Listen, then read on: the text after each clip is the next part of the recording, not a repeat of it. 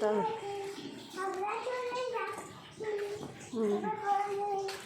আচ্ছা ঠিক আছে।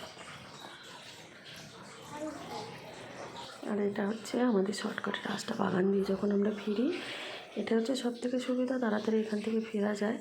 রাস্তা দিয়ে ঘুরলে একটু সময় লাগে, তাই এখান থেকে তাড়াতাড়ি হওয়ার জন্য আর কি এখান থেকে বেরিয়ে আসি বাগানটা দিয়ে। আর দেখো চারিপাশটা কত সুন্দর গাছপালা সবুজে সবুজে ভরা, মাঝখানে গিয়ে রাস্তাটা।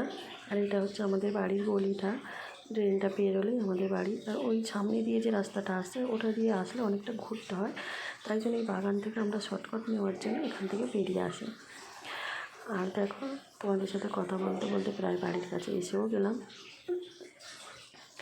আর তারপরে দেখো চলো বন্ধুরা, তো মেয়েকে স্কুলে দিয়ে বাড়ি ফিরছি।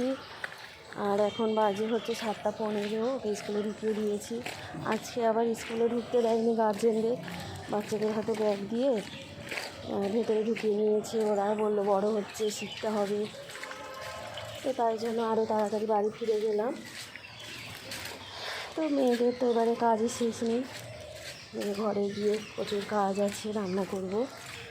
তো চলো সবাইকে টাটা।